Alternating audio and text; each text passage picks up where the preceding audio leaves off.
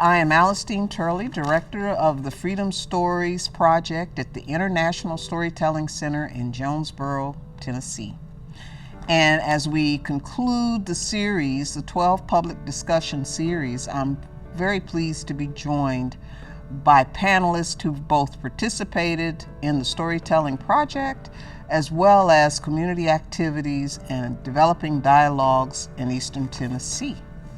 And so we'll begin by introducing you to some people, if you don't know, you should know. Beginning with Jasmine Henderson, who is a spoken word artist here in Johnson City. She is available to you. You probably know her face from the Freedom Stories if you haven't watched it. We're also joined with Ann Mason, another member of our Freedom Stories project. She is the Executive Director of Heritage Alliance for Northeastern Tennessee, also housed here in Jonesborough. And Kiran Singh Sarah, I never use your middle name, but I'm doing it this time, who is the fearless leader of the International Storytelling Center and the author of the funding for this very popular program that has taken seat here in Jonesborough with the Storytelling Center. Joined by Linnea Salinas, who has been the reason you're able to see Freedom Stories, both online and, for all the technical questions you have, then you've probably talked with Linnea. And then finally, but not least, Adam Dixon, who has also been one of our panelists during our public discussions. He is the superintendent of Langston Center in Johnson City, a historically black school in Johnson City, Tennessee. Tonight's discussion is a wrap-up of a wonderful series and just an overview of what we think we've learned from our 12 public discussions. And I'm going to start by directing this to Kiran, who will answer our first question, which is, in your opinion, why was it necessary for us to do Freedom Stories? I think the program, the thinking behind it came for multiple different reasons. I think as an institution that really is about the preservation of storytelling, it's about the advancing the storytelling, understanding it, helping Americans in the world get a broader sense, a broader understanding of the story that makes up who we are. And so it really felt important to not, and I'm of this belief that, multiculturalism shouldn't just be, people on stage. It's about the integration of diverse ideas and stories, and those that also make us feel uncomfortable. If we really want to be truthful and do justice to the story, we have to go deeper. And so Freedom Stories was really more than just a one-off project. It wasn't just a one-off event. It was a thoughtful, collaborative, inclusive way of kind of really bringing what we know best, storytelling, but combine that with what we don't know, a lot of the scholarship. None of us on our staff knew. None of us were expertise, so we had to really think about, well, how can we bring the expertise? How can we bring scholars together with the artists and really unpack the issues, delve deeper, look at history, but also one of our mandates is to how do we unpack challenges today. And it's important when we look and we watch the TV, we listen to the radio, we see the news, understanding historic contemporary events, whether they're social movements, political movements, insurrections, whatever they are, let's look at this through the lens of race and identity and history, and let's unpack it. What got us to this place we are now? And anything that we do, particularly in the Freedom Stories program, but also when we unpack heritage, it's about understanding the past that informs the present, and then in this moment in now, when we come together, we also get a chance to unpack stories about what type of future do we want going forward, and whose stories has been told, which has been suppressed, which have been sidelined. If you really believe in equity, then it's about ensuring that we have programs that can address the stories that have been sidelined for whatever reason, and bring that to the surface. And if you don't know the story, then you work with people that do. Hence, where you got to work with you. Thank you. And I've been learning. And you work with the public. You're a performer yourself with the Heritage Alliance. So how has this influenced your thinking, hearing these stories? You participated in archival work. How has this helped or hurt? It's really, done nothing but help. And I appreciated that it was this nice scope of like American history through the lens of these stories, which we know these stories are out there. We know this history is out there, but it's often overlooked. Because sometimes you have to get creative in where you go to find the stories. Like, you're not going to find them here, but you're definitely going to find them here. You just need to take the time and go and look for these voices, and you'll find them. Even if it's just a tick mark on a census, that tick mark was a person, and they had a life, and they had a story. So how can you work to find out maybe more about where they lived, who their like connections in the area would have been? And just through this whole process, just hearing the different ways you can tell these stories with like the spoken word and bringing in the music and the performance pieces. It's hard history, but it's history we need to know, and we all need to be involved with. So it's just really solidified, I guess, best practices for me and like where else I can go to find these stories and how do I share them with the public? That's always our question in the museum is, all right, who do we see on the walls? Who do we not see on the walls? And where do we go to include them? Because, history is made up of all kinds of people. So we need to make sure that we're telling the whole story for the community. And that's an awesome way to put it. It's almost like history with a spoonful of sugar, right? And Jasmine, spoken word artist, hearing these stories for you, what was the value in hearing these stories from the past about African Americans? Right. I think for me, it's like I have a footprint. My people have a footprint. And that's easy to forget in a society that doesn't really celebrate those footprints. And so, even in my experience and being on the panel, I learned a lot of things about Greenville and Sam Johnson that I did not know, and it almost gave me a sense of pride. Like, hey, no, we've always contributed to the good of society, and so it made me feel better about myself. It obviously made me more curious. Wanted me to, encouraged me to dig deeper, to figure out more, and excited enough to share it with other people who,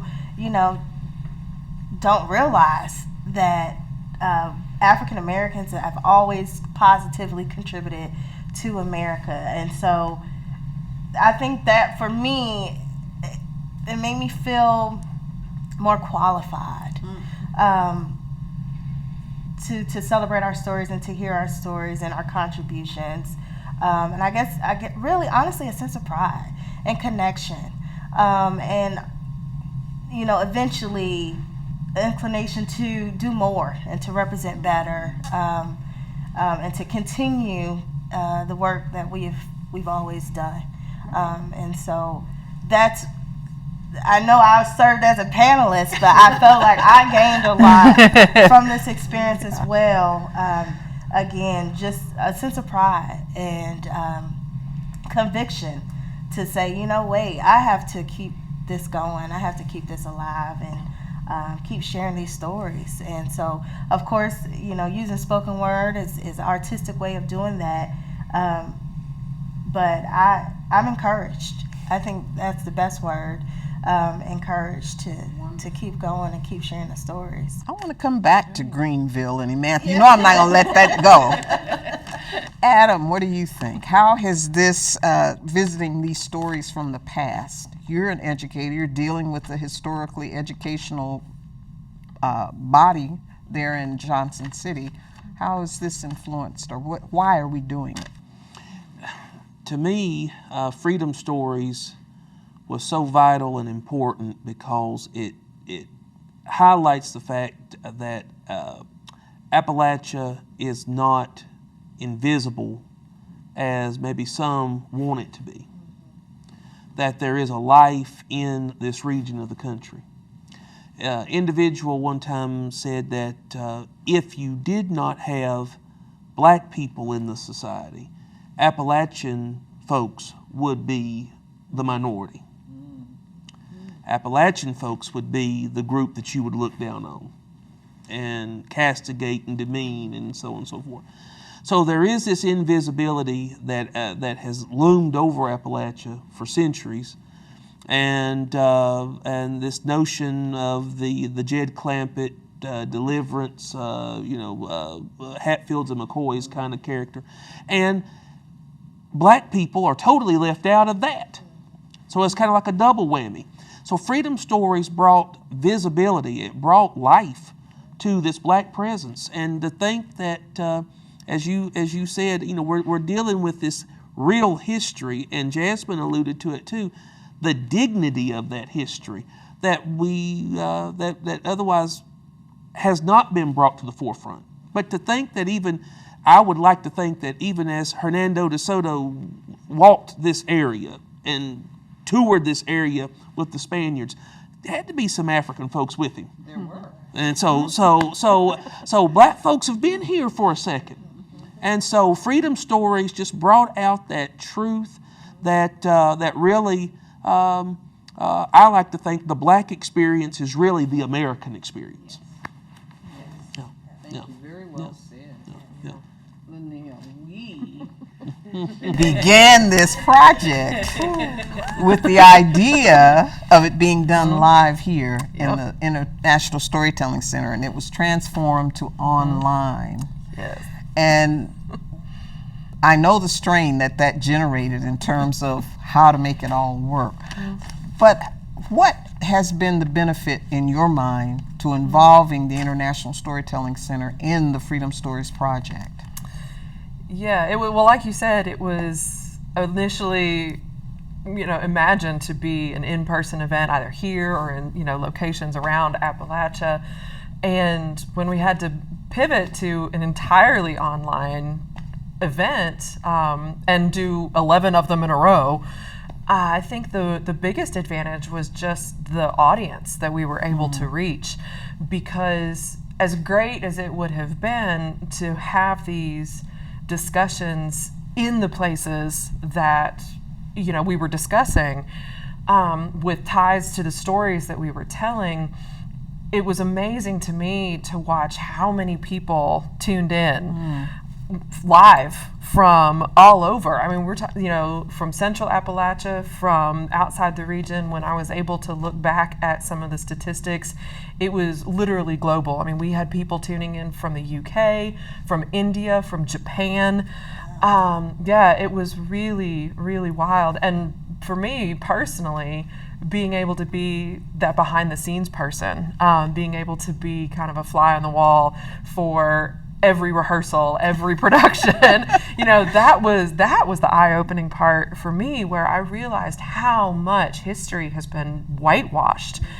Because everything that we talked about, I would say, oh, well, I've heard of this, but then realizing that's only half the story, or it's only a third of the story, or a quarter of the story.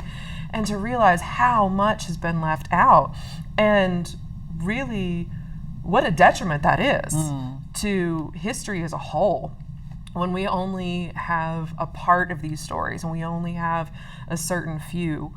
And then to think, wow, if I'm getting this, surely other people are getting this as well. And to realize that online reach really ended up being a huge blessing. A huge benefit.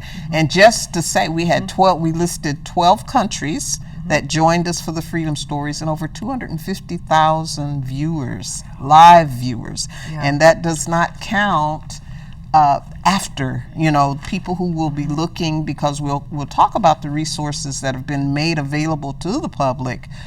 But 250,000 viewers is nothing to sneeze at. So, and the history that was generated, how do you think, Kieran, you work in the region, these are, you have storytellers come from all over the country. Have you had any negative feedback about doing Freedom Stories or imparting this type of Appalachian history into what you're doing? I don't think there's negative. There was, I think there's always that, institutional shift that one has to look at. Why are we doing it? And just to go back to reach, there was actually over 1 million people that it actually reached. The viewership was 250,000, but in terms of actual reach, in some way through social media, etc., it reached over 1 million. Over 1 million. But you know, when I go back to the original, you know, when we were putting together this application to the National Endowment for Humanities, who we are grateful to. But when we put this application together, one thing that was really important, we had to get letters of support. So what do? You reach out to the community, and it was very important that, you know, Dr. Rex Ellis, who is a scholar, historian, formerly worked at Colonial Williamsburg, who was one of the chief curators at the Smithsonian Center of African American, museum on the National Mall, but also a former board member and a storyteller. He understands our work, and the first thing he said is like, I need to know if the community is going to support this. And it's the best question to ask. It's not just doing something, it's about, do the community want it? And so we reached out to, you know, cultural organizations, individuals, from the Green McAdoo Center to the Heritage Alliance, National Association of Black Storytellers, you know, many, even tourism-based organizations, municipalities, conservative, liberal, different types of groups. So, you know, if we were to do that, and we got many letters of support, and that showed that there was a kind of a desire to do something. I think also, if I was to be upfront, I think right in the beginning, yes, I'll be upfront. When all this stuff about critical race theory started coming into politics, when students were kneeling and being demonized by some of the Nashville politicians against some of the students for their right to kneel during a Black History Month, which is a sacred month, I noticed a little bit of a change. I noticed a little bit of change that people weren't sharing it as much, or they were reluctant. They didn't quite know what to do, and that's part of the damage of what happens when sometimes, you know, people are kind of like being informed about how to think. And people that want to support something feel like they're kind of in a position where they can't. And so I noticed some of that, but I think the vast majority were supportive. It's just that kind of goes back to the idea that it's really important to reveal this story. You know, it's really important to unpack it and to be uncomfortable with the uncomfortable. And changing the tide, shifting the narrative, disrupting narratives isn't a process that happens overnight. It's a process that happens over time. Right? If we think about even the civil rights movement, we know of single stories, Rosa Parks, Dr. King, but collectively, stories make up the narrative, and over time, a collection of stories shifts the narrative. And that takes time. It can take years. And but it was also really good for our National Storytelling Festival audience to hear stories from storytellers that have unpacked history, even locally, because this is a universal theme. As Adam talked about, you know, Appalachia maybe being invisible, but Appalachia is also integral to the nation. This nation is integral to the world, and Black history is integral to world history. And if we're talking about Appalachian Black history, we're talking about world history. What happens in Jonesborough, what's happened in our region, is integral to social movements, to protest movements, to anti-racism movements. And it didn't, as we talked about, it didn't all start in the north of America, it didn't start in Britain. You know, let's recognize and celebrate the heroes and sheroes that led these movements. Remember, in Appalachia, talk about resilience, and we've been talking about resilience during the pandemic, but in Appalachia, resiliency isn't just a tool, it's a value. And I think whether you're Native American, African American, white diaspora, in these mountains, people understand that. Resilience as a value, not just as a tool. It's part of our story. It's part of our story. And to integrate African Americans into that story, Jasmine and both Adam touched on that a little bit.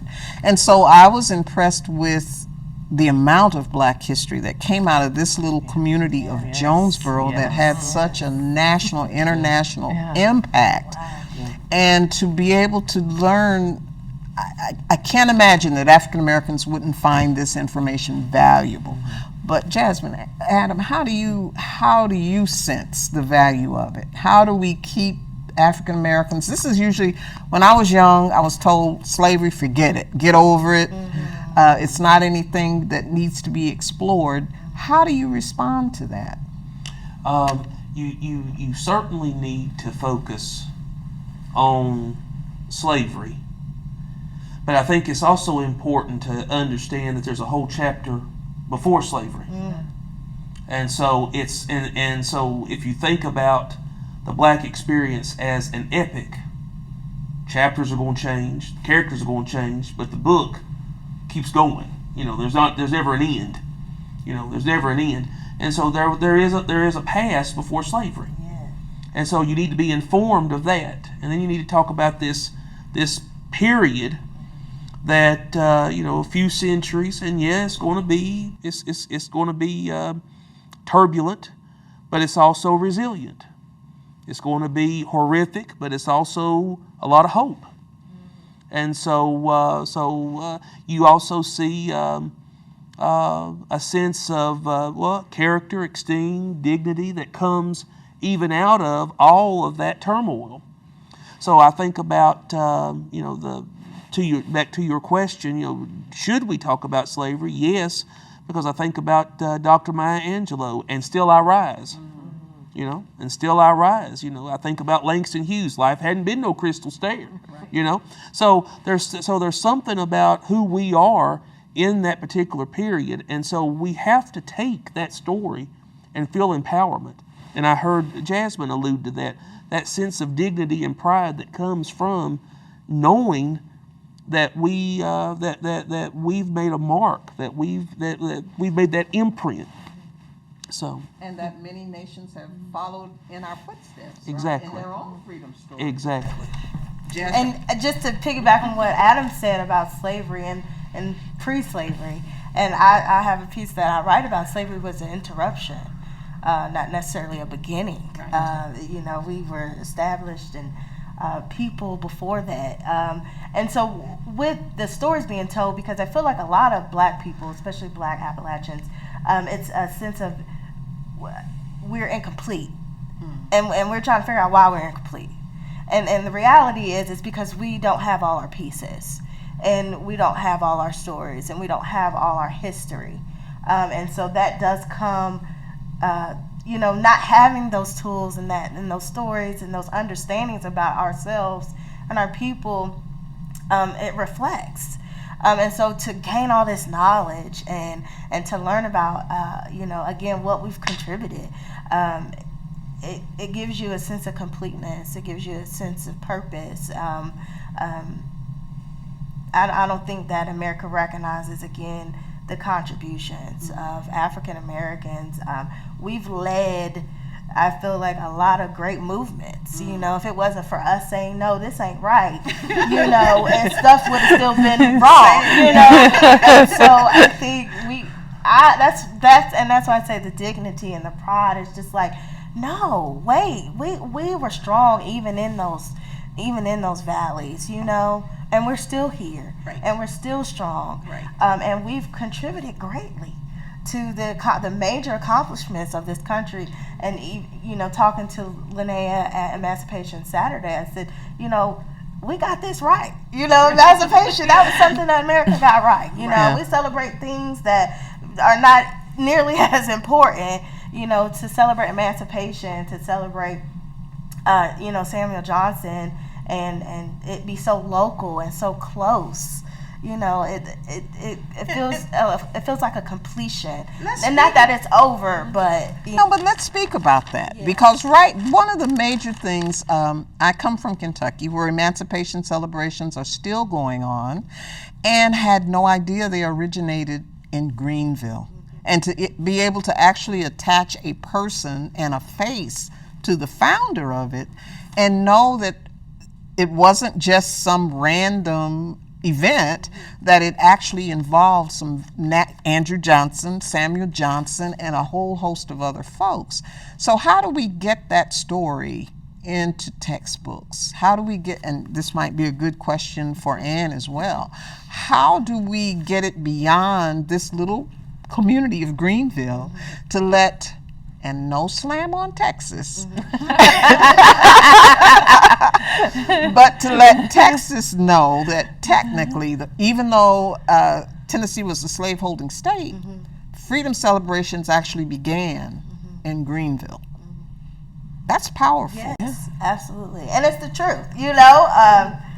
And like I told this story on the panel, when I first moved here, being from Hampton, Virginia, I did not understand why we were celebrating emancipation in August. It didn't make sense. You know, we celebrated in June. And to realize the backstory of that, and to see that this town is right down the street from where I live, and I'm so connected to it.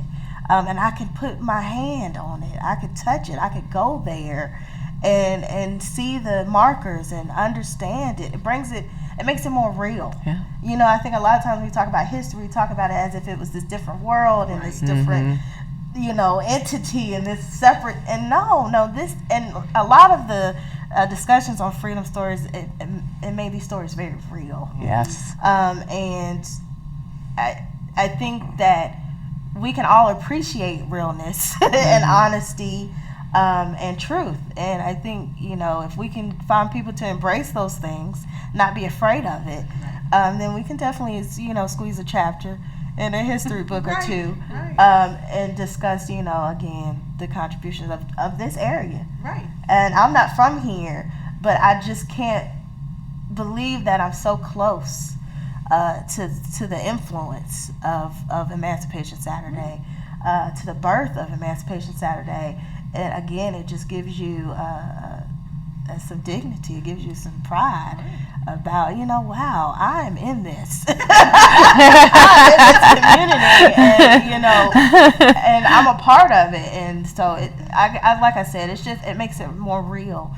And to keep talking about it, and building that curiosity, and you know, igniting that curiosity in others. So. And not to give up on the tradition, because I appreciate Juneteenth being a national holiday, but I don't think you can really talk about Juneteenth without talking about Emancipation Saturday. And during the research for that freedom story, I learned that the colonel who actually went to Texas to tell them they were free was from Kentucky. And he took African American troops from Kentucky to Texas to tell the Texan slaves that they were free. And he's buried in Lexington, Kentucky. So I was like, I didn't know that. You know, he's pretty much a forgotten figure. But when we talk about Emancipation Saturday, Kentucky was a slaveholding state. Tennessee was a slaveholding state, but we're celebrating emancipation. So that's a wonderful legacy to have. When we're talking about preservation of history, which I know, Ann, this is right up your alley. How do you tell the Jonesborough, Johnson City, Greenville story in ways that people are not turned off or intimidated? You know, we're talking about slavery, we're talking about also abolitionism, which has definitely had its home. Kieran mentioned it, that we always give credit to the North, with very little emphasis on what Samuel Doak and all the abolitionists here in East Tennessee were about. How do you tell that story to an audience who's looking to the North for freedom? Well, it's what Jasmine said, making those local connections. And I learned something new like almost every day about this area. And like, I didn't know that happened here. So taking those big global themes or national themes and bringing them down to the local level to where you think, oh, you know, nothing happened here, but a lot happened here. And I think, you know, with like the toolkits and everything that the Freedom Stories have developed, so you have these places for people to go and look for this info. Because you'd have this info, but it'd be some's here, some's here, some's here, some here. So I think really Freedom Stories work to kind of bring that together and pull it together into resources that like teachers can easily access, researchers can easily access. Because we know our teachers are very pressed for time. So having this toolkit that they can refer to, which we were really excited to include it in the Heritage Alliance partnered with the McKinney Center and the Langston Center earlier this year to create actually like a racial social justice starter, and we were able to like pull that into the starter as well. So it's a resource for multiple ways, but also just the power of the story that came through in Freedom Stories. Because really in my work, in history and preserving history, it's you find the story. It's like, it's an old building, so what? It's an old, the land is really old, so what? Well, no, this is so what? These are the stories that go with it that make it so important, that it's still here. I mean, the people may be gone, but the stories are still here and the building's still here, so we need to save it as a representation of that and the people who were here.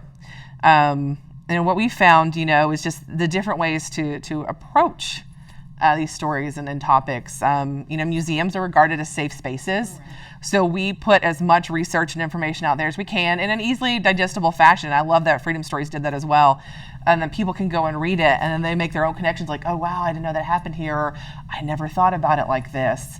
And then also through really our museum theater programs. That's probably the space where people make the most connections, because we're telling these people's stories as best as we know them to their faces. And it's like, oh, I feel this way too, or how would I have felt if this had happened to me? And like, oh, I didn't understand that this was something that happened 100 years ago, but I still benefit from it today because of the color of my skin. Right. These things we don't think about that, you have to sometimes help people unpack, and you got to do it in different ways, whether that's a lesson plan or a piece of text on a wall in a museum or a museum theater program. But it all comes back to, like I said, the stories at the heart and the people who lived those stories. And that's a good segue for Linnea, because she is the reason you can go online. Talk about the toolkit and what's in the toolkit. Yeah, the Freedom Stories online toolkit is this living compendium of all the information that we compiled for the Freedom Stories project. Because we were online, we came up with a lot of digital resources. So PowerPoints, each discussion was recorded. We have music that went with them, and it was always part of the plan to make some sort of online toolkit. Right. But we were able to just stuff it full of information right off the bat. So there, people can access all 12 recordings, which does include the one live production that we were able to do at the 2019 Storytelling Festival. And the rest of them were recorded on Zoom. So there are recordings of each of those. There are PowerPoints full of information that were used to open each discussion that people have access to. There are going to be there are documentary style videos that are there that go more in depth on some of our discussions and really link the history to the present day, because that was one of the key things I think that we realized the project had the power to do, was to say, this is not ancient history. This isn't dead history. This is very much alive and well. And there are links to this here today that people need to know about. We have some of those resources like Anne was just talking about. We've got curriculum there for teachers to be able to use in their classrooms. One of my favorite parts of it, and I'm a little biased because I did help to put this part together, is the multimedia interactive story maps. Yes, really cool. Thank you for bringing that up. So if you go to the Freedom Stories Toolkit, and there's a link there for the story map, and it is an actual map that shows mainly the Central Appalachian region, but it has location markers all over it for places that were significant to the Freedom Stories discussion. And you can scroll through it in a variety of ways. You can use it pretty much however you want to. It has links to outside resources itself. It has links to all the videos. But it's chock full of information. And I probably learned more about the history of Appalachia and the history of African Americans in this country putting together that story map and helping to put together that toolkit than I ever learned in 12 years of public school history classes. And I had some really great history professors. They were top notch. I don't want to fault them, but it just wasn't there. Gathering and collecting of information, like Anne and Jasmine both have mentioned, is something teachers struggle with because time. You don't have time to do that. And the best part too about the toolkit is that it's totally free for everyone to use as part of the grant funding that we got. It's there, and it's to use to help create some more of these safe spaces so people can continue having these important conversations. Dialogues, and you can't often say free for a resource. I just want to add something on the story map. Just one of the ideas about that was we're well known for a national storytelling festival, 10,500 people, 3 days. But the stories, if you really want to get into the stories of Appalachia, then come to the national, stay longer, come earlier. Use the story map to guide your heritage trail across Appalachia. Go to Clinton, learn about the Clinton 12. Go to the African American Appalachian Center. Go to Langston. Visit these places, and as we develop the story map, it's also an opportunity to create a kind of African American heritage trail in some way. Yes. And we're linking it with the idea of our big flagship. When people come from all over the nation or different countries, stay longer and go learn for yourself and go explore. And visit these places. Yes. So it's another way of going deeper than the toolkit. It's a guide into these places, and you'll get the best experience and understand a story when we discover it for yourself. Exactly. And that's the beauty that electronic media allows us. And we know it extended our reach far beyond the region, with the idea that maybe others will replicate or try to replicate what we did over the 12 stories. So this idea of access and whose story gets told and how the story is told. Talk about Black storytelling here at the center and how this might aid people feeling, because I have to admit, when I started out, I did not know about the International Storytelling Center. So how can this be another way of making underrepresented groups feel as though this is their center as well? I think we have to remember that Black storytelling in America is in many ways is a uniquely American tradition.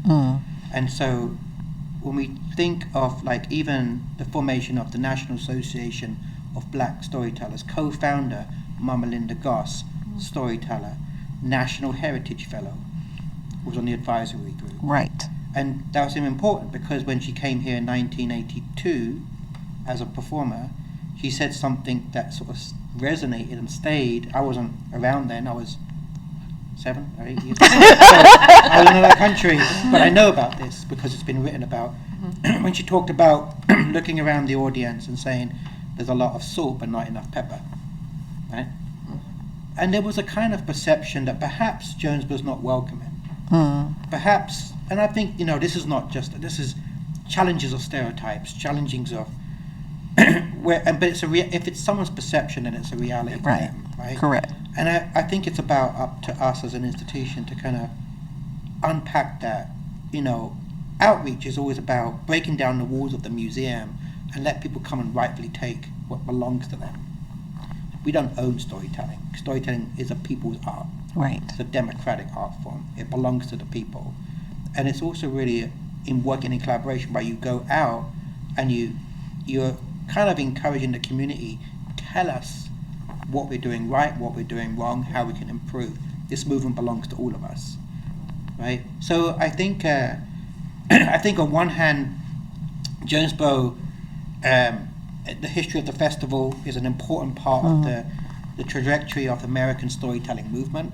From 1973, the event that really kick-started the Renaissance in America. And then you had people like Alex Haley and Doc McConnell and many others.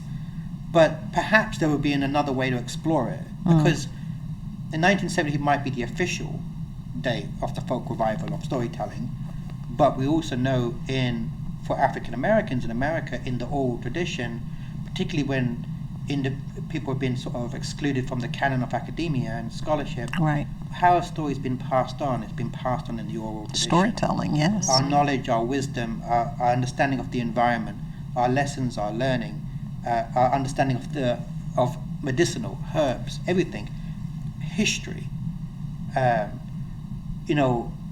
It's a source. It's not just the stories, the books, the museums you get the information from. You get it from the stories passed on through, whether they are the slave narratives collected during the WPA, or they are from our family members or our grandparents, or the stories passed on in traditions. Right. And I think one of the things that this mountain does is helps. It's like the Library of Congress. The mountains preserve traditions, but the communities in those mountains preserve those stories. Yes.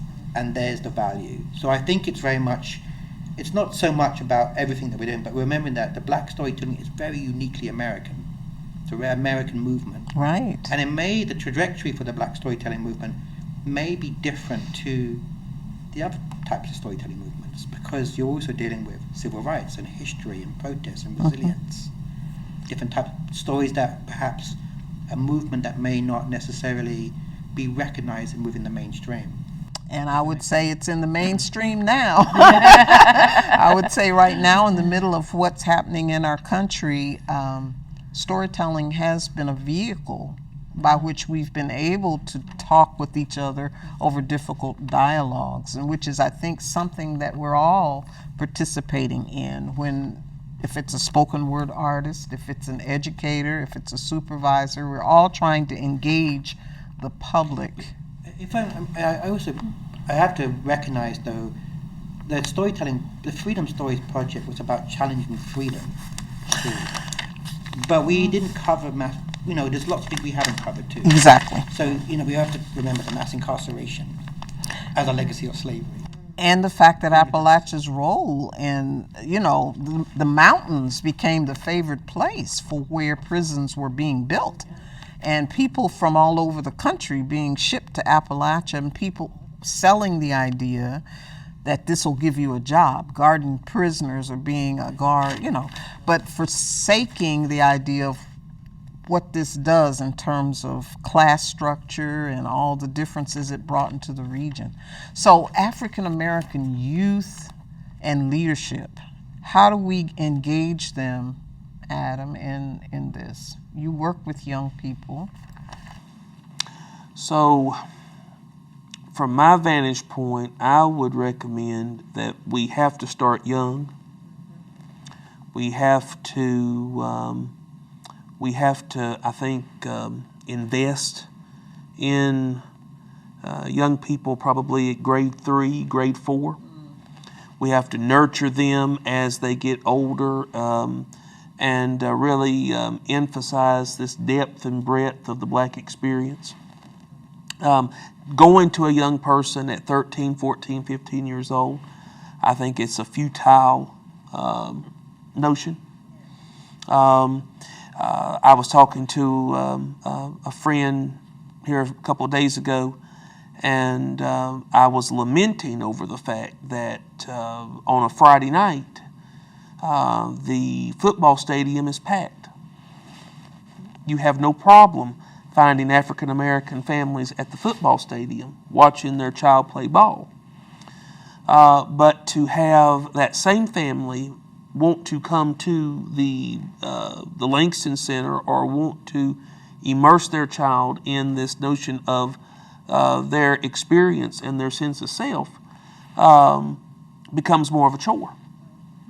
So we have to we have to start young. I think that we have to really understand again that depth and breadth of identity, and stop embracing the caricature and really search for the whole sense of self.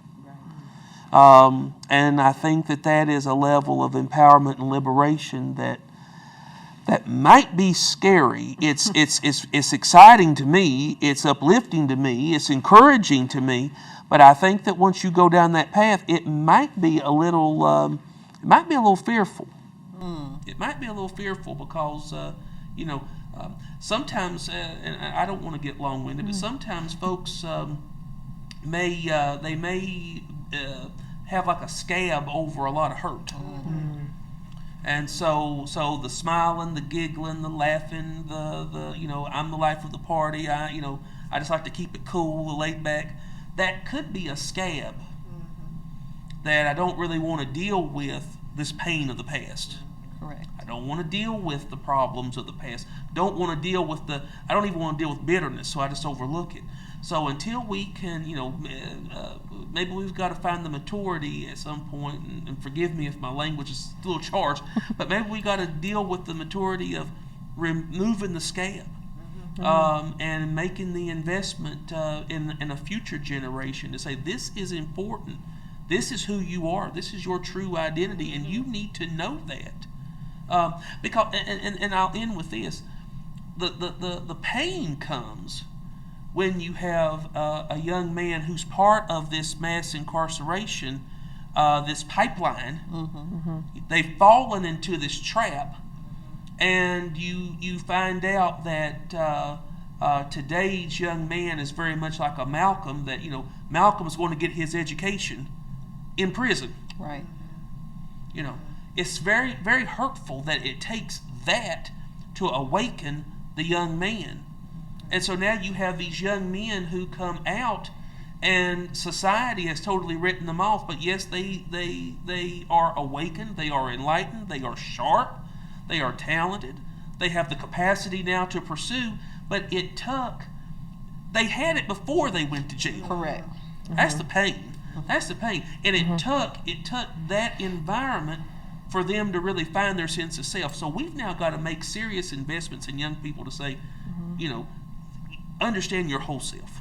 Understand your whole self. Can I piggyback on that? As an educator, I was going to say, because I totally agree with what you're saying. But yes, having, I would say too that along with investing in them, investing in the teachers as well, and in everyone that's involved in public education is an absolute must. Because I know that of all the many classes that I took to get a master's in teaching, from excellent educators themselves, I never once had anything remotely related to, now, people in your classroom are going to come from different backgrounds, and they are going to communicate in different ways. And a lot of this is about a cultural experience, and a lot of this is because of, maybe past trauma or, their own life experiences. And just having someone blatantly say the color of your skin puts you in a very different position than it does for others. And knowing now how, thinking back to situations that I was in as a public school teacher, and knowing how I dealt with certain issues that arose, especially when it involved young black men at that critical 13, 14, 15 years old. And I think that was such a mistake. I know better now. It was Maya Angelou who said, when you know better, you do better. Yes. And that's good, but if we don't invest in the education of our teachers and we don't teach them these truths that they need to know, then they're just going to keep making the same mistakes, and not necessarily through any fault of their own, but just because, again, history's been whitewashed. I've never had to think about a lot of the things that, you've had to think about, or Jasmine or Kieran or Adam. It's, just because I happen to be born with light skin. And I think that's really important, too, to make those connections with our children as well. So not a colorblind society, but a color-informed society. Color-informed, yes, absolutely. Yeah. I want to give everyone an opportunity to say what they would like to see happen with all of the resources that have now been developed here at the International Storytelling Center through the NEH grant. How can you see this being utilized, or how would you want to utilize it in your own work?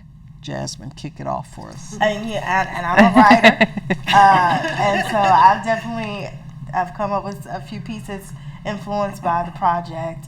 I really love what Linnea said about educating the teachers.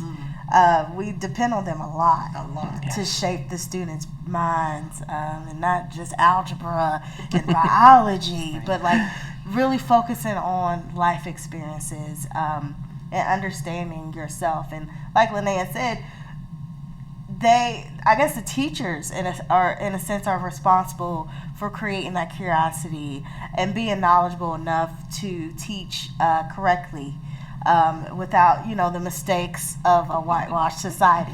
And so I would hope that this program can go into these classrooms and influence the teachers, and not just teachers, but parents. Adam Dixons and Karen's and Jasmine's who work closely with children and society in general to push these ideas. And because, like you said, if you know better, you do better. And you know, it's up to us to, as educators, as performers, as storytellers, it's up to us to get everybody else on board.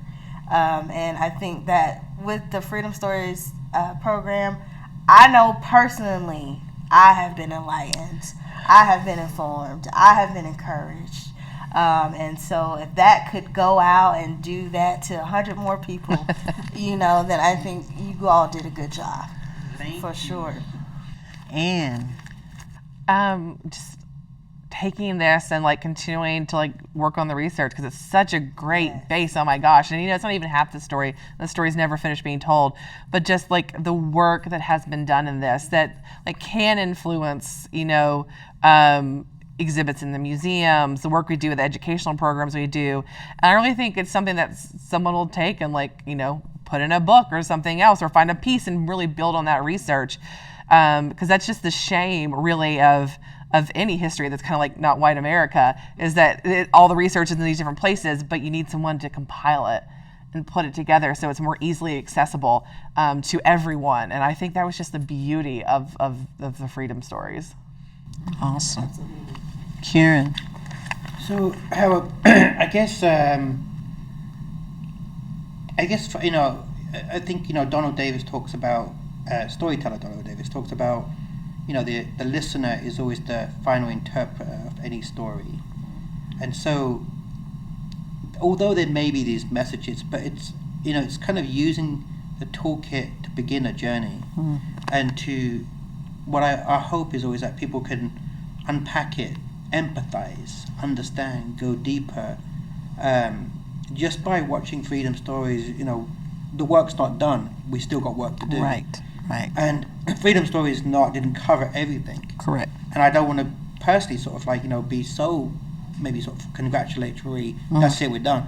It's Freedom Stories. The whole point is a learning process. Correct. We as an institution have to learn. We are asking our storytelling community to explore it too. The audiences, the fans of storytelling, our partners, to, you know, maybe sort of like, is there a way to unpack and shift culture itself? I know we value teachers, we value students, but I also value the role that culture plays.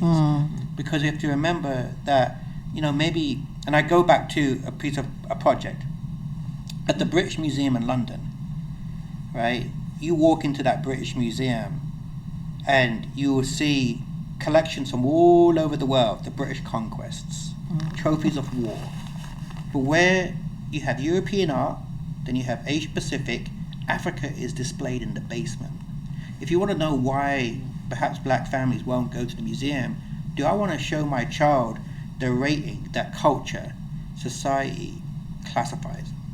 If the British Museum made a mistake, and it continues to make mistakes, cultural officers, and not all of us, have a responsibility to like unpack that, explore it, see how we can learn from these processes, bring it more to the fore, and know that each and every one of us, student, teacher, educator, storytelling fan, anyone in our society, we have a role to play in shifting culture. Yes. And helping us to think differently. We all the paradigm, you know, we're the people that can shift it, to think differently, learn from the past, learn from the present, observe it in a new way, and unpack it. What can I do differently? Exactly.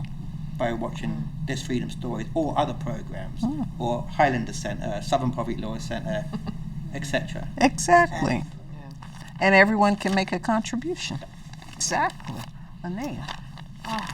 I would just love to see, you know, kind of what everybody's already said, to see this, you know, continue and grow, especially I think now in our current cultural climate where race and ethnicity are so much at the forefront of every conversation, and yet they're simultaneously being sidelined. And the stories are still being pushed to the back, and people are saying, no, we don't we don't want to change how we teach things, because change is hard, and I understand that, but being able to take these resources and saying, this isn't about placing blame on Right, any one correct. group. This isn't about, re-traumatizing anyone. This is simply about telling the entire story. And I know from a personal perspective, being able to be involved in this project has opened my eyes to all the stories. I constantly walk around now and think, okay, what am I not hearing? What's not being told here? And whether that is some, like white European conquest history, or whether that's, Black history or Indigenous history, and I'm always thinking, now too, like, okay, what other stories can we find?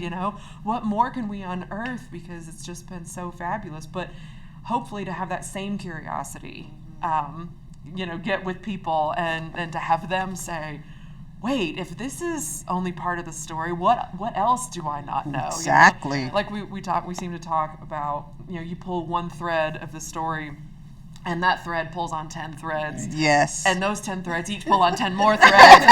And you're just going, oh my gosh, but to have people start exploring the tapestry that way. And find themselves in those threads. In those threads. Yes, yes. Adam. Yes, ma'am. For me, I'm hopeful that Freedom Stories will really delve into, I'm thinking, the fullness and the complexity of Blackness. And so, first off, the fullness of Blackness, thinking about the idea that I like to call myself, on occasion, not often, but on occasion, an Appalachian Negro. That there are Black folks in these mountains. Correct. We think about the Deep South, we think about urban America, but we don't tend to think about the fact that there's a long, extensive history of Black folks in the mountains. Correct. So the fullness of Blackness, the idea that melanin has really nothing to do with one's Blackness. So when we think about Melungeons, the fullness of Blackness, the complexity of Blackness, the idea that race is a social construct. Exactly. And so when we're thinking about Melungeons, how you can just take a family and 3 or 4 children in the family, and 3 of the children we would consider Black, but the one could pass. Right. The complexity of what it means to be Black, and the fact that some people really want to embrace the idea that it's skin color and it's a social construct, totally man-made and contrived. So the complexity of race in our society, I'm hoping that Freedom Stories will really develop that conversation as to why is it this way? And so the nexus between this identification and laws that are passed.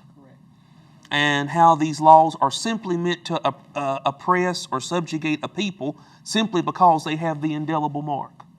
The complexity of Blackness. So I'm hoping that Freedom Stories will really generate those conversations. Yeah. Wonderful. Yeah. It's a great way to end. It's a great way to say, use Freedom Stories as a dialogue builder, a community connector, and a national model. These are all things that can happen. So we encourage all of our viewers, if you haven't visited International Storytelling Center, if you have not viewed the Freedom Stories, all 12 public discussions, which are available online, and if you have not thought of using a teaching curriculum, not only for your children, but yourself, we encourage you to do all of that. Freedom Stories is in the process of becoming a book. Thank you, Ann, for that plug. We agree with you that it should be a book. And so hopefully in time for you to keep these stories alive in the region and in your families and in your communities, and be brave in your space, using your space to tell stories that have not been told. Thank you for joining us. Thank you for participating in this wonderful National Endowment for the Humanities project. We look forward to seeing you again and you telling your own freedom story. Thank you.